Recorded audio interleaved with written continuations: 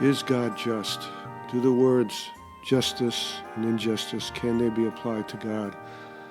The search for justice has been a constant source of injustice in life, especially for the working class, from whose perspective we are examining the question of why God hates the poor and other philosophical problems.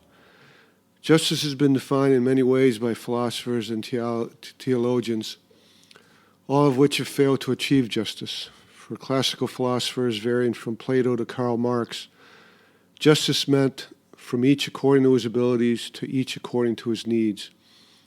As usual, this sounds nice in the abstract, but both for Plato's Republic and for the other extreme of Marxism, the end result in reality is a tyranny of the few over the many.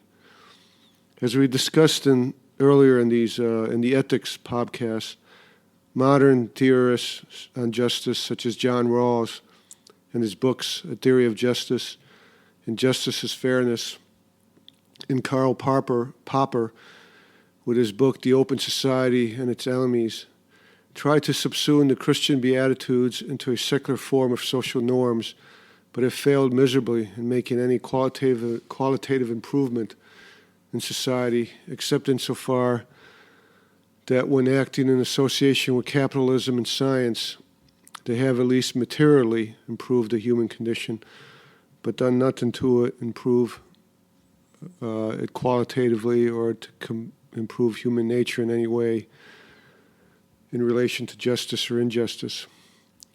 Do the words justice or even fairness have any inherent meaning when applied to the concept of God? Again, you must remember that God is defined here as the reason why there is something instead of nothing. Based on any purely analytic examination of the nature of God, the answer to the question of whether justice or injustice applies to God is no.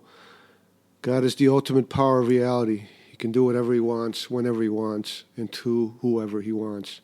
The word justice has no meaning when applied to God any more than do the words good, evil, or morality. The word justice is purely a human creation.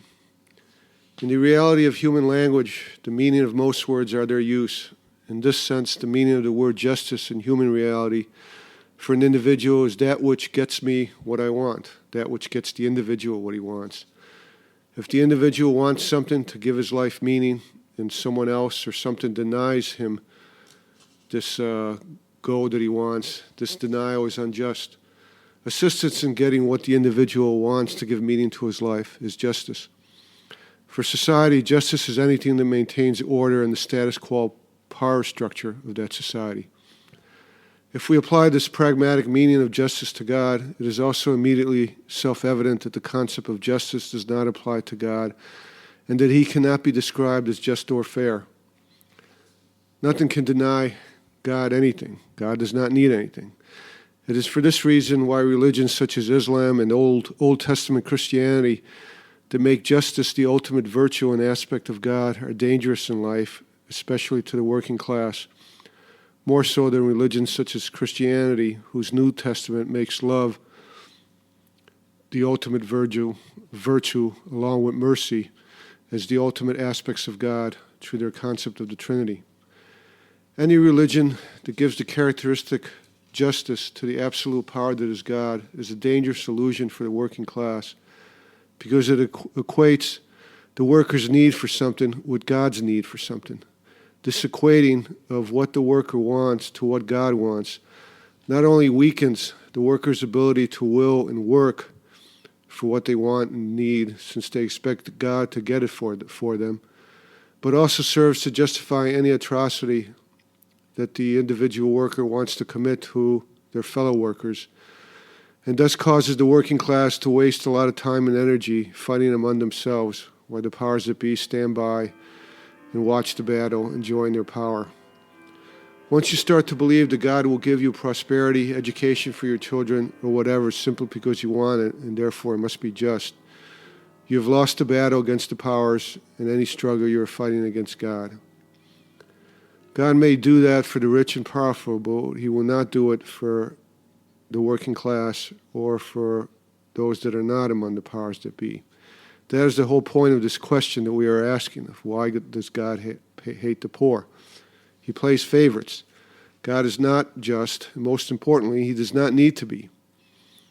New Testament Christianity is unique because it's an alternative to justice. It makes the highest virtues love and mercy through their concept of the Trinity that includes a human aspect for God through the Christ person. At least according to those with Christian faith, love is a possibility in life and in an afterlife. But even according to at least a reading of the New Testament, justice is possible neither in this life, and from my reading of the New Testament, is not possible in the next.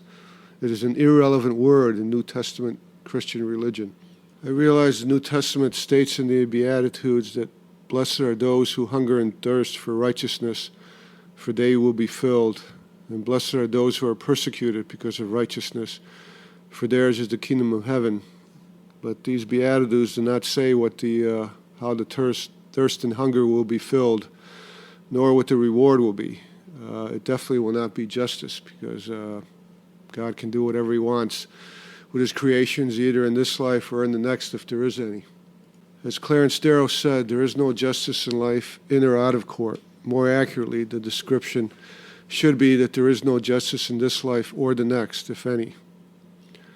So just to summarize, as of now, in our contemplation of the question of why does God hate the poor, we can conclude that this question is not one of good or evil, of morality or ethics, nor of justice or injustice. None of these human creations apply to God.